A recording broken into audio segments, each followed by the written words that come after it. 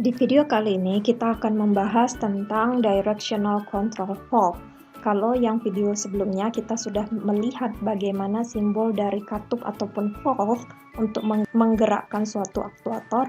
Nah, sekarang kita akan melihat yang directional control valve, yaitu yang 3x2 dan 5x2 valve. Kalau untuk 3x2 directional control valve, ini digunakan jika silinder piston yang kita pergunakan itu adalah silinder kerja tunggal atau single acting cylinder. Contohnya seperti ini. Lalu bagaimanakah simbol dari si control valve yang dia 3x2 ini? Jadi ingat, 3-nya itu berarti dia punya 3 port. Dan 2-nya itu artinya dia punya 2 state ataupun 2 keadaan. Keadaan sebelum diaktifasi dan keadaan sesudah diaktifasi. Sekarang kita lihat terlebih dahulu port yang berada pada 3x2 directional control valve ini apa saja. Ada 3 port atau ada 3 saluran masuk. Yang pertama itu kita sebut sebagai inlet. Inlet ini artinya port masuknya fluida atau udara terkompresi. Kalau misalnya di gambar ini kalian lihat yang nomor 1 itu yang ini, dia masuk dari sumber udara terkompresi. Atau kadang simbolnya itu dia tidak satu ya, tetapi P. P itu maksudnya adalah pump, sama, artinya dia dipompa, mendapatkan pompaan dari sistem pneumatik. Yang kedua itu adalah outlet, atau sering disimbolkan dengan A, atau ini maksudnya adalah aktuator. Nah, ini itu terletak di bagian atas. Kalau kalian lihat seperti ini. Ini maksudnya adalah port atau saluran keluarnya fluida menuju ke si aktuatornya. Makanya dia kadang di beberapa diagram atau beberapa gambar itu dia disimbolkan sebagai A, bukan sebagai 2. A itu artinya aktuator. Lalu port yang ketiga itu adalah exhaust atau sering disebut sebagai reservoir atau R atau kadang tank atau T. Atau port yang ketiga itu bagian yang ini. Kalau kalian lihat itu adalah port bagian mengeluarkan udara terkompresi yang sudah selesai digunakan tadi itu ke lingkungan sekitarnya. Jadi itulah 3 port atau maksud dari 3 di sini. Lalu maksud dari 2 di sini apa? 2 ini adalah 2 state ataupun 2 posisi. Kalau posisi yang kanan ini, ingat yang dia ada pegasnya. Pegas ini adalah pegas pengembali ya, atau pegas pemulih. Kalau si saklarnya sudah bekerja, mau kembali ke awal itu dikembalikan oleh si pegas. Kalau yang bagian ini itu kita sebut sebagai posisi 2, posisi awal ataupun rest state. Artinya dia keadaan sebelum diaktifasi atau keadaan sebelum si saklar ditekan. Jadi kalau misalnya kita membuat diagram itu si aktuator ini pertama sekali kita hubungkan ke state ataupun ke kotak yang kanan ini, bukan ke kotak yang kiri. Yang kiri ini adalah keadaan ataupun posisi setelah saklar diaktifkan. Jadi kalau saklar sudah diaktifkan, nanti ini akan berpindah ke posisinya di sini, ke bagian yang 2 ini. Ingat, saluran dari si silinder piston ini itu dihubungkan ke port yang nomor 2. Kalau kalian masih ingat silinder piston yang single acting cylinder itu kan hanya punya satu saluran masuk ya, maka di sini hanya satu saluran masuk. Jadi kalau untuk 3x2 itu kira-kira simbolnya seperti ini. Dia punya 3 port 1, port 2, dan port 3. Ini menunjukkan aliran udara. Kalau dalam kondisi normal seperti ini. Lalu kalau kondisi sudah saklar ditekan, dia berubah menjadi seperti ini. Tapi portnya tetap sama. Ini port 1 sebelah kiri, ada port 3 sebelah kanan, dan di atas ada port 2.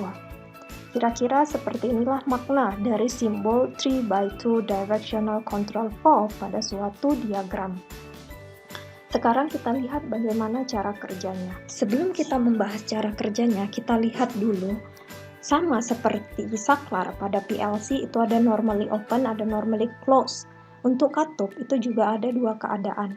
Ada normally open, ada normally close. Tapi berbeda dengan normally open dan normally close pada PLC. Ingat, dia kebalikannya.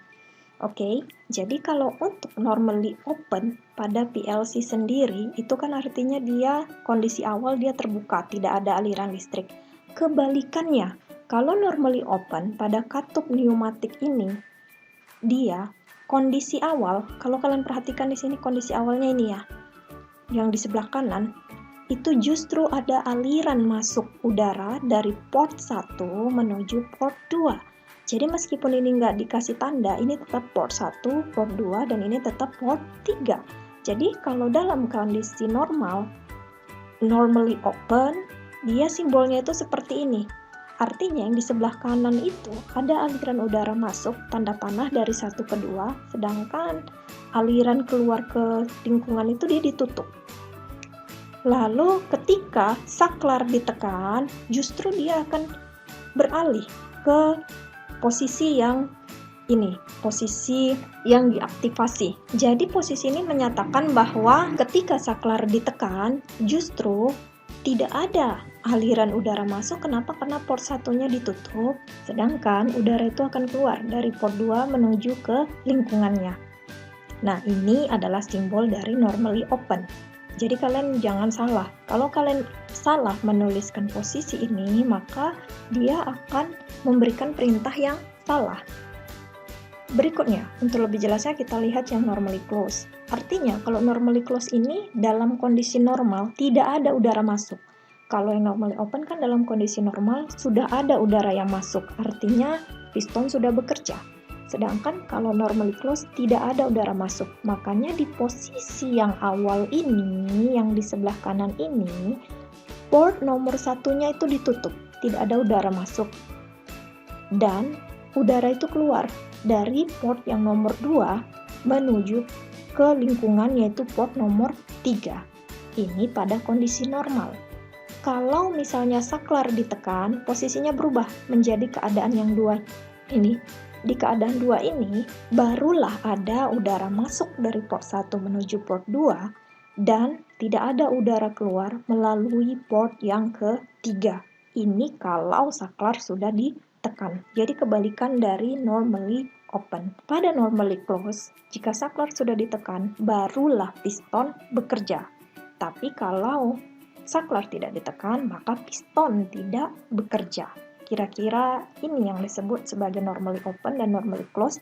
Jangan terbalik. Sebagai contoh di sini, ini kita yang normally close ya contohnya. Nah, normally close kan simbolnya yang ini ya. Yang di sebelah kanan itu awalnya port satunya ketutup, ya kan? Nah, yang di sebelah kiri justru dia port 3-nya yang ketutup. Pada kondisi normal, sebelum saklar ini ditekan, maka kalian perhatikan ini adalah aliran udara. Aliran udara terkompresinya masuk ke port 1, tapi karena port 1 ditutup, maka tidak ada aliran udara yang masuk ke aktuator. Justru dari aktuator ini aliran udara keluar ke lingkungan. Jika saklar dinyalakan atau ditekan, maka kalian lihat sekarang sudah berpindah silindernya itu, dan kalian lihat silindernya yang tadinya tidak bekerja menjadi bekerja. Kenapa? Karena ketika saklar ditekan, maka ini dia yang tadinya di sebelah kanan, dia kan harus berpindah ke sebelah kiri. Nah, di sebelah kiri itu kan dia simbolnya itu ada aliran lurus ya. Jadi suplai udara itu masuk dan langsung menuju ke aktuator dan menyalakan si silinder. Seperti inilah cara kerja dari 3x2 directional control valve dalam kondisi normally closed. Kalau kalian tadi mempelajarinya itu masih dalam bentuk yang simbol ya, atau kalau kita buat dalam suatu diagram rangkaian. Nah, kalau dalam kehidupan nyatanya sebenarnya katup yang segi 4 tadi itu dia bisa berbentuk rotary spool type atau ada yang sliding spool type. Spool itu apa? Spool itu bagian yang ini. Bagian yang berputar ini spool, ini bagian yang bergeser-geser ini adalah si spoolnya yang membuka atau menutup si aliran. Jadi kalau yang tadi, kalau misalnya ingin udara masuk, maka si katup ini akan menutup yang T.